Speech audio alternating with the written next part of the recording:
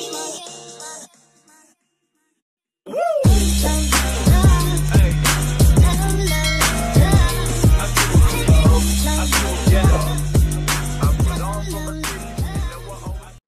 anak didik ibu kelas 7, Shalom. Puji Tuhan kita masih diberikan kesehatan dan kesempatan sehingga kita masih bisa bertemu dalam video pembelajaran ini. Bersama saya Ibu Silitonga dalam video pembelajaran pendidikan agama Kristen dan budi pekerti. Nah, dalam video kali ini kita akan melanjutkan pembahasan materi bab 2, yaitu karya pengampunan Allah dalam Yesus Kristus. Pada minggu lalu kita sudah membahas materi bagian yang pertama, sekarang kita akan masuk bagian yang kedua.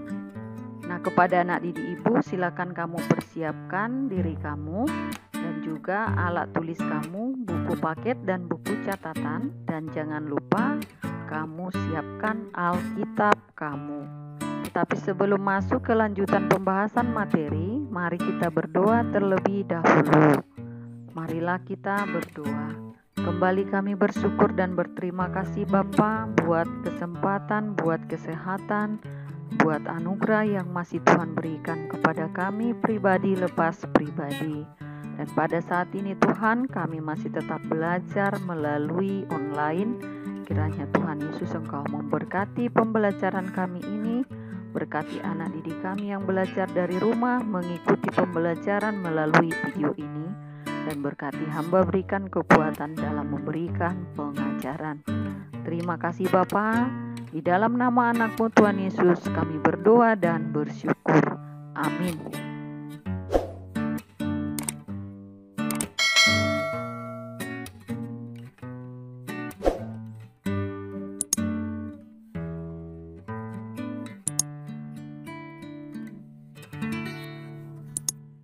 Nah, anak didik ibu, pada video materi bagian 1 minggu lalu kita sudah membahas bagaimana kisah Gordon Wilson yang memberi pengampunan kepada para teroris, kemudian Allah mengampuni manusia, dan bagaimana Allah mengampuni manusia.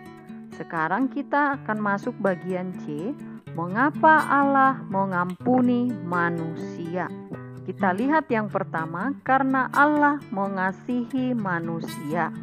Sebesar apapun kekecewaannya terhadap manusia, hal itu tidak mengurangi cintanya yang begitu dalam pada manusia. Allah mengasihi semua ciptaannya dan selalu memberi kesempatan untuk bertobat dan kembali padanya. Jadi seberapa besar pun dosa-dosa kita, seberapa banyaknya kita menyakiti hati Allah, tetapi karena Allah sungguh-sungguh mengasihi manusia, kekecewaan Allah itu tidak mengurangi cintanya yang begitu dalam kepada kita. Yang kedua, karena Allah Maha Pengampun. Dia bersedia mengampuni manusia yang bertobat dan berbalik padanya. Ketika Yesus ditanya, berapa kali kita harus mengampuni orang yang bersalah kepada kita? Jawab Yesus, 70 kali 7 kali. Artinya, pengampunan itu tak terbatas. Dan seperti yang dikatakan oleh Rasul Paulus, bahwa kita harus mengampuni orang lain seperti Kristus telah mengampuni kita. Jadi pengampunan yang diperintahkan oleh Yesus kepada manusia itu adalah tanpa batas. Jadi anak didik ibu jangan mengkalikan ini secara matematika ya nak. Tetapi arti dari 70 kali 7 kali itu adalah tanpa batas. Yang ketiga, karena Allah adalah penyelamat. Allah turun ke dalam dunia untuk menyelamatkan manusia. Mengapa? Karena manusia yang berdosa tidak akan mampu menyelamatkan sesamanya. Sehingga Allah bertindak mendatangi manusia secara langsung untuk menyelamatkan manusia. Jadi belum ada manusia yang bisa menyelamatkan dirinya sendiri dan sesamanya dari dosa. Hanya Allah lah yang bisa menyelamatkan manusia dari dosa di dalam anaknya Yesus Kristus yang mati di kayu salib. Nah, kita lihat bagaimana Allah menyelamatkan manusia melalui Yesus Kristus. Kita lihat dulu dalam Perjanjian Lama. Hutang dosa manusia dalam Perjanjian Lama dibayar melalui korban persembahan penghapus dosa berupa domba jantan dan tak bercela. Itu bisa kita baca dalam Imamat 4 ayat 35 dan Imamat 5 ayat 10. Jadi di sini manusia itu harus membuat korban persembahan penghapusan dosa, yaitu dengan menyembelih domba jantan yang tak bercela sebagai korban permohonan pengampunan dosa kepada Allah. Nah, itulah dalam Perjanjian Lama. Sekarang kita lihat dalam Perjanjian Baru.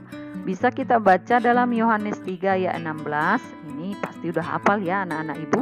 Karena begitu besar kasih Allah akan dunia ini, sehingga Dia mengaruniakan anaknya yang tunggal, supaya setiap orang yang percaya kepadanya tidak binasa, melainkan beroleh hidup yang kekal. Itu sudah menjadi ayat hafalan ya nak ya. Kemudian Roma 5 ayat 8. Yesus disebut sebagai anak domba Allah yang menghapus dosa manusia, karena Dia menjadi korban yang hidup menggantikan manusia. Jadi nampak jelas perbedaannya. Jika di Perjanjian Lama untuk meminta penghapusan dosa, kita harus menyembelih domba jantan dan tak bercela kepada Tuhan. Tetapi dalam Perjanjian Baru, janji keselamatan sudah digenapi di dalam Yesus Kristus. Yesuslah anak domba Allah itu yang dibawa ke pembantaian menggantikan manusia dan disalibkan mati di Golgota. Nah, pengorbanan Yesus di kayu salib membebaskan manusia dari hutang dosa, sekaligus memerdekakan manusia dari kutuk dan maut. Kematian Yesus di kayu salib membuktikan kasih Allah yang sejati pada manusia. Nah, sekarang kita lihat makna penyelamatan di dalam Yesus Kristus. Apa makna penyelamatan di dalam Yesus Kristus? Kita lihat yang pertama, keselamatan yang diberikan Allah di dalam Yesus Kristus bukan sekedar pembebasan rohani maupun jasmani, tetapi pembebasan manusia secara utuh dari kutuk dosa dan maut. Yang kedua, keselamatan yang diberikan Allah dalam Yesus Kristus dengan sendirinya memperbaharui hubungan antara manusia dengan Allah. Yang ketiga, keselamatan yang diberikan Allah di dalam Yesus Kristus, maka kita disebut anak-anak Allah dan dapat memanggil Allah sebagai Bapa, sebagaimana Yesus memanggilnya. Nah, kita lihat maknanya. Apa dampaknya bagi orang beriman? Tiap orang beriman mengakui percaya kepada keselamatan yang dikerjakan Allah di dalam Yesus Kristus. Dengan kepercayaan itu, maka kita akan selalu menjaga hubungan kita dengan Allah melalui doa dan membaca Alkitab secara teratur. Bukan hanya dengan Allah saja, tetapi manusia beriman juga memperbaiki hubungan-hubungan yang rusak antar sesama manusia. Bisa dikatakan kita akan melepaskan pengampunan kepada orang-orang yang menyakiti kita karena kita sudah diampuni. Itulah maknanya ya. Itulah yang menjadi dampak bagi kita sebagai orang percaya, sebagai orang beriman. Tidak hanya hubungan dengan Allah yang diperbaiki, tetapi hubungan dengan sesama kita dan alam lingkungan kita juga harus ikut diperbaiki. Pada minggu lalu, Ibu sudah mencantumkan yang menjadi bacaan Alkitab kita. Itu ada 2 ya. Yang pertama, itu tertulis dalam Kolose 3 ayat 13. Sabarlah kamu seorang terhadap yang lain dan ampunilah seorang akan yang lain apabila yang seorang menaruh dendam terhadap yang lain. Sama seperti Tuhan telah mengampuni kamu, kamu perbuat jugalah demikian. Nah, ketika kita menyatakan diri percaya kepada Yesus sebagai Tuhan dan Juru Selamat, maka kita harus siap meninggalkan kehidupan lama. Apa itu kehidupan lama? Yaitu kehidupan yang berpusat pada diri sendiri dan bersifat duniawi. Seperti apa maksudnya? Yaitu kehidupan yang masih melakukan tindakan dosa, masih melakukan keinginan daging, seperti egois, mementingkan diri sendiri, iri hati, dengki, dan lain sebagainya. Jadi ketika kita percaya dan mengaku Yesus sebagai Juru Selamat yang telah memberi kita pengampunan, maka kehidupan lama ini harus kita tinggalkan dan menuju kehidupan yang baru. Seperti apa kehidupan yang baru?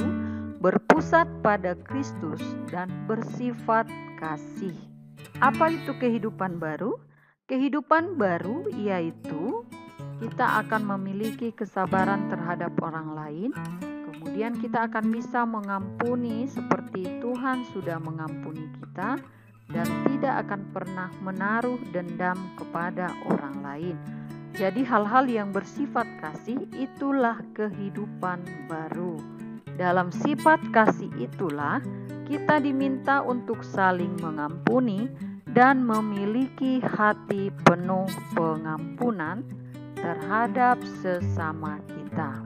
Menjalani kehidupan Kristen bukan sekedar mentaati sejumlah larangan. Kehidupan Kristen juga berarti mengembangkan sejumlah kebaikan. Nah, kita lihat pendalaman Alkitab yang kedua.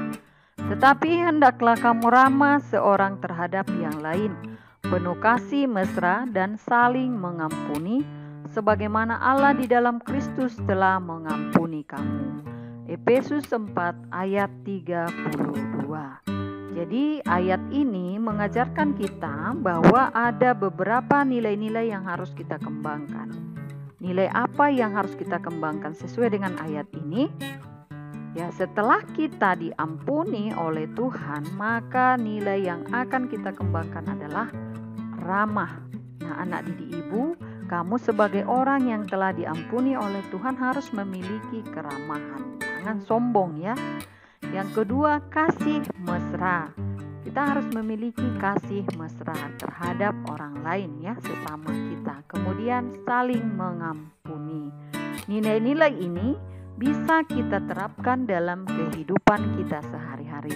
Jadi sebagai anak-anak Tuhan yang sudah diberi pengampunan, maka kita harus mengembangkan nilai-nilai yang ada di ayat ini agar tercipta kehidupan yang harmonis. Bahkan dimanapun kita berada, kita harus bisa menerapkannya sebagai orang beriman yang telah diberi pengampunan oleh Allah. Nah, jadi di bab 2 ini kita sudah mempelajari karya pengampunan Allah di dalam Yesus Kristus. Jadi Yesus Kristus itu mati berkorban untuk menyelamatkan, untuk mengampuni semua dosa-dosa kita. Nah, sekarang dari pemaparan materi Ibu dari bagian pertama dan bagian kedua, sekarang Ibu akan memberikan evaluasi untuk melihat sampai di mana pengertianmu tentang pemaparan materi Ibu. Tugas pengetahuan. Yang pertama, jelaskan apa yang dimaksud dengan mengampuni. Yang kedua, jelaskan bagaimana Allah mengampuni manusia. Yang ketiga, tuliskan 3 mengapa Allah mengampuni manusia dengan mengutus Yesus ke dunia. Dan yang keempat, tuliskan perbedaan kehidupan lama dengan kehidupan baru setelah diampuni Tuhan. Tugas keterampilan, Ibu minta kamu menghafal Kolose 3 ayat 13 atau Efesus 4 ayat 32. Boleh kamu pilih salah satu ya nak. Pilih salah satu. Kemudian rekam dalam bentuk video dan kirimkan kepada Ibu. Jadi jangan ditunda-tunda untuk mengerjakan pekerjaannya dan cepat-cepat dikirimkan kepada Ibu.